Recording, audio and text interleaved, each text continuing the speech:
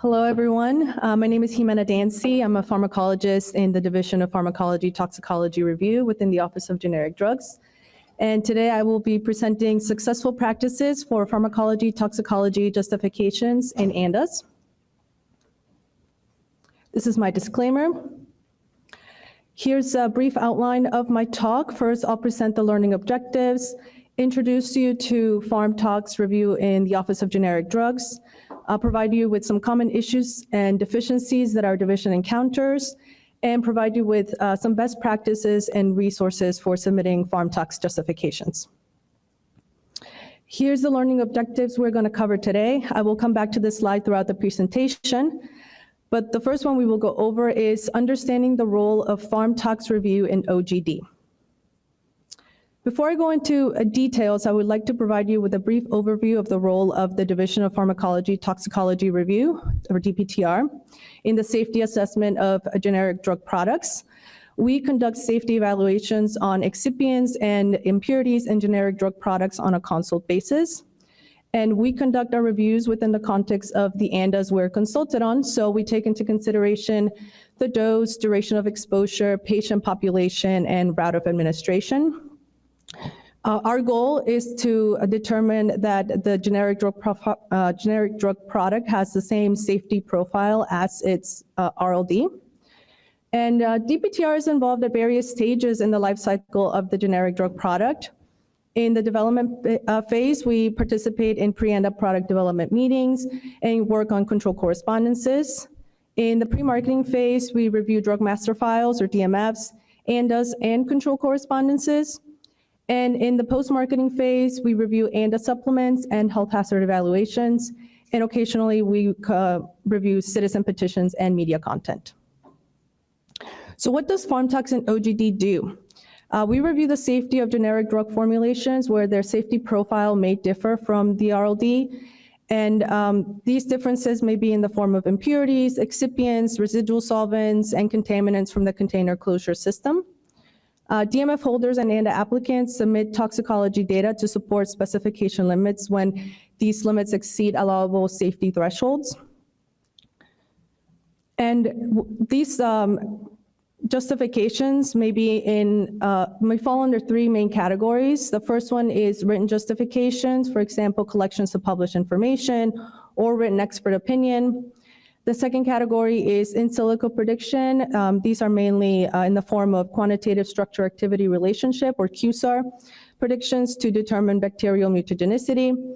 And then lastly, in vitro and in vivo studies, and these are generally to qualify genotoxicity or general toxicity through repeated dose toxicity studies. Next, I will present you with some Pharm Tox safety assessment challenges. And the first topic we will cover are impurity review in generics. And impurities are any component of the drug substance or drug product that is not the drug substance itself or an excipient of the formulation. Now, please note that generic drug formulations may have different impurity profiles as compared to the RLD. And these may be in the form, drug substance or drug product related impurities, elemental impurities, residual solvents, and extractables and leachables may arise during the manufacture and or storage of the API or final drug product, which is illustrated in the diagram below. And DPTR evaluates the safety of impurities when their specifications exceed the safety thresholds that I mentioned in the previous slide, and I will go into more detail on these thresholds in the coming slides. And there are different approaches that an applicant may take to qualify an impurity that exceeds these allowable safety thresholds. One is a comparative impurity analysis with the RLD to show impurity levels are similar between the two products, or submit toxicology data to qualify the general safety of the impurity. This can be via genetic toxicity assays to determine mutagenicity potential or general toxicity studies. And also an applicant may qualify an impurity as a metabolite. So now I'll describe some common issues or deficiencies that our division issues for impurity, in impurity review. One is the use of in silico methods to qualify the general safety of the impurity. In silico methods are only adequate for bacterial mutagenicity via a QSAR. In silico methods are not validated for the general endpoints of general toxicity. And additionally, using a read-across approach with a surrogate compound is not an adequate approach, meaning using toxicity of a similarly or structured compound to justify the safety of a target compound is not an adequate approach. Also, I mentioned that an applicant may try and qualify an impurity as a metabolite, and this is because ICH Q3A and Q3B state that impurities and degradants that are also significant metabolites detected in animal or human studies are generally considered qualified. However, we have seen scenarios where an applicant may submit published information stating that an impurity is detected in animal or human urine, but there's no quantitative exposure to that impurity as a metabolite. Or there's quantitative systemic exposure, but the level is not sufficiently high, meaning that it's lower than the proposed clinical exposure to the impurity. And then a third pitfall is irrelevant justification, like I mentioned, submitting data for a surrogate. And then another deficiency that we issue sometimes is when an applicant submits proprietary data. Proprietary data cannot be used to justify impurity limits without permission from the owner of that data. The next review type we will cover are extractables and leachables, or ENLs. ENL studies identify compounds that are extracted or may leach from the container closure system, or CCS. And PharmTox reviews safety of ENLs above safety thresholds, like the threshold of toxicological concern, or TTC, or the safety concern threshold, or SCT, both of which are thresholds below which a compound may pose negligible risk of carcinogenicity or other toxic effects. Again, there are different approaches to qualify an ENL. One is to demonstrate that extractables are not present in a leachable study. So extractables are also what we call potential leachables. An extractable assessment is conducting using extraction solvents on materials or packaging or container closure systems, so filters, tubes, caps, etc. And a leachable assessment is performed using actual drug product or a solvent that mimics that drug product. Another approach is to demonstrate that ENLs are below the safety concern threshold that I mentioned. Submitting genetic toxicity assays to predict mutagenicity or general toxicity studies for compounds exceeding these safety thresholds.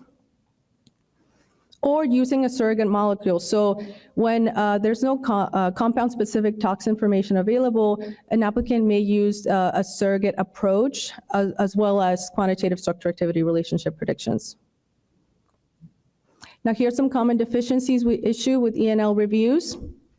One is inappropriate calculation of the analytical evaluation threshold, or AET. And this is a threshold above which a compound has to be identified, quantified, and reported for its potential toxicity assessment. Another is when all compounds above the AET or SCT are not properly identified, meaning that a compound name is provided without a structure or vice versa. Classifying ENLs by the Kramer classification method in lieu of submitting a safety assessment is not acceptable. This is because the Kramer decision tree, right, classifies compounds into one of three classes of low, moderate, or high probability of toxicity with using structural elements. And I mentioned that using a surrogate approach may be used for safety assessment of ENLs when compound-specific tox information is not available. But in order to determine if a surrogate is appropriate for an ENL, the ENL in question has to be adequately identified.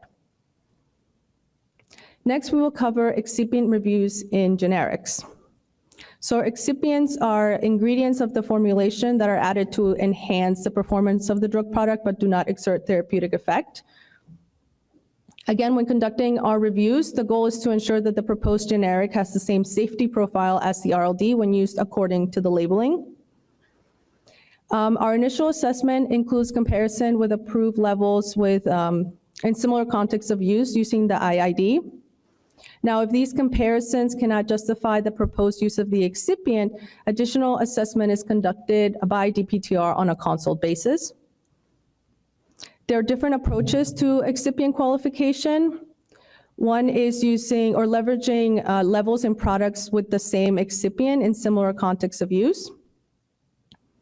Submitting PharmTox data to inform the safety for the route, dose, and duration of the proposed generic product. And also taking into consideration specific patient populations like pediatric patients.